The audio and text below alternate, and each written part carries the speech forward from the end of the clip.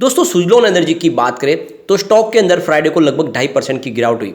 और यहाँ पे जो सबसे बड़ी टेंशन वाली बात है कि इसने 8 के मजबूत सपोर्ट को भी तोड़ा है, यानी वीकनेस और बढ़ सकती है।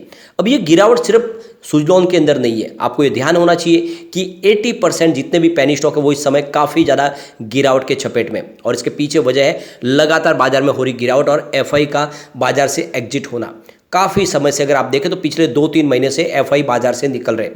और ऐसे में जो उनका इन्वेस्टमेंट है ज़्यादा करके पेनी स्टॉक में होता है। स्पेशली अगर आप देखें तो उनका जो इन्वेस्टमेंट है वो यहाँ पे सुजलॉन एनर्जी, रिलायंस पावर में बहुत ज़्यादा है। और इसके अलावा देखें तो यस बैंक और ऐसे स्टॉक में एफआई ने बहुत ज़्यादा पैसे लगाए हुए हैं। अब वो निकल रहे हैं तो यहाँ पे प्राइस भी नीचे आ रही है। तो क्या इससे हमें डरना चाहिए या इस गिरावट का फायदा उठा के नया इन्वेस्टमेंट करना चाहिए? सुजलॉन एनर्जी में जिसने भी इन्वेस्टमेंट किया है उसको ये वीडियो पूरा देखना चाहिए, जिससे उनको कॉन्फिडेंस आएगा और उनको पता चलेगा कि वाकई में उनका इन्वेस्टमेंट सुरक्षित है और आने वाले समय उनको एक अच्छा रिटर्न मिल सकता है। तो ये सारी बातें समझेंगे इस वीडियो के माध्यम से, और सुजलॉन एनर्जी जो पहले थी उससे कितनी मजबूत हो चुकी है और यहाँ पे जो निवेश है वो सुरक्षित रहने की कितनी संभावना बन रही है। अगर आप पूरे बाजार की सिनेरियो देखें तो इस समय काफ़ी वीकनेस बनी हुई है। और इसके पीछे वजह है यूएस के बैंकिंग सेक्टर में एक बड़ा टेंशन, लगातार एक के बाद एक बैंक ऑलरेडी धराशायी हो रही है और इससे पूरे बैंकिंग सेक्टर में दबाव है, इंडिया के अंदर भी है। अब ये आप समझ सकते हो कि ये सिचुएशन कहाँ पे जाके रुकने वाली है और इस समय हमें क्या स्ट्रेटेजी अपनानी चाहिए। इन सारी बातों को समझेंगे इस वीडियो के माध्यम से। सबसे पहले अगर हम बाजार की बात करें तो बीएसई सेंसेक्स 57,527 पर आ चुका है। 398 पॉइंट की भारी गिरावट हुई फ्राइडे के दिन, 0.69% गिरा बीएसई सेंसेक्स। अगर हम ऊपर के लेवल से देखें तो लगभग 6,000 पॉइंट की काफ़ी बड़ी गिरावट बीएसई सेंसेक्स में हो चुकी है।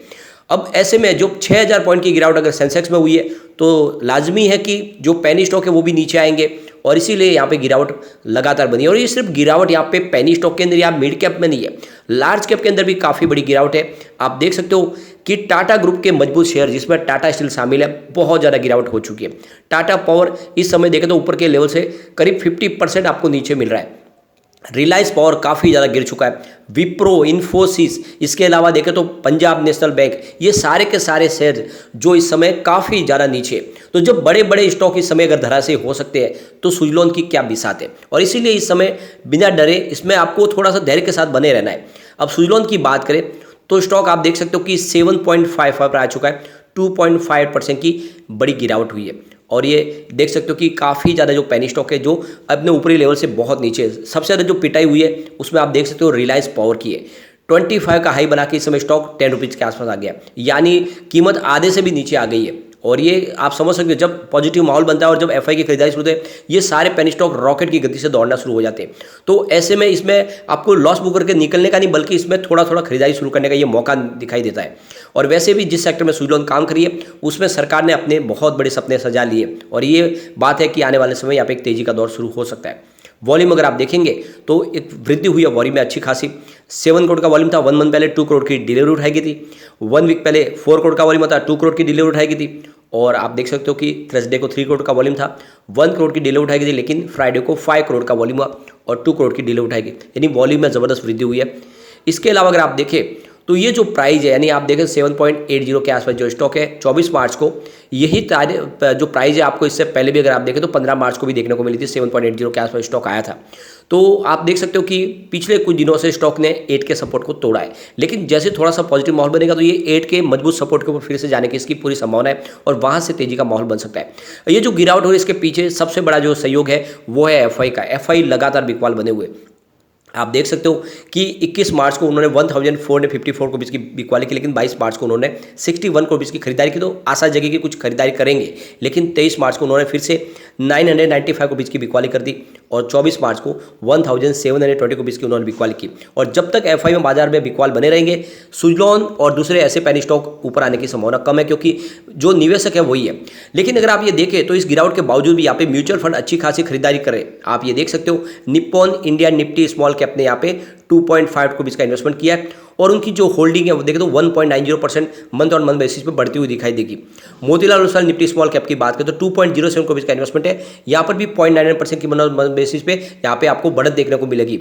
इसके अलावा अगर आप देखें तो एसबीआई निफ्टी स्मॉल कैप ने यहाँ पे 1.09 करोड़ का इन्वेस्टमेंट किया और उनकी जो होल्डिंग है वो 6.92% बढ़ती हुई दिखाई देगी मंथ ऑन मंथ बेसिस पे। कोटक निफ्टी अल्फा 50 ETF की बात करें तो 0.64 करोड़ का उनका भी इन्वेस्टमेंट है और 11.27% मंथ ऑन मंथ बेसिस पे यहाँ पे वृद्धि होती हुई दिखाई देगी। ICICI Pru Nifty small cap 250 index की बात करें तो 0.45 करोड़ का इन्वेस्टमेंट किया हुआ है और 2.74% मंथ ऑन मंथ बेसिस पे यहाँ पे आपको बढ़ता हुआ दिखाई देगा ये ग्राफ। मोतीलाल ओसवाल निफ्टी 500 की बात करें तो 0.18 करोड़ का उन्होंने इन्वेस्टमेंट किया है और 1.97% की वृद्धि है उनके भी मंथ ऑन मंथ बेसिस पे। एडलवाइज निफ्टी स्मॉल कैप 250 बात करें तो 0.07 करोड़ का इन्वेस्टमेंट किया हुआ है और 2.30% मंथ ऑन बेसिस पे यहाँ पे भी आपको वृद्धि होती हुई दिखाई देगी। ICICI Pru S&P BSE 500 ETF 0.04 crore का इन्वेस्टमेंट किया हुआ है। 7.83% उनकी भी मंथ ऑन मंथ बेसिस पे यहाँ पे वृद्धि होती हुई दिखाई देगी।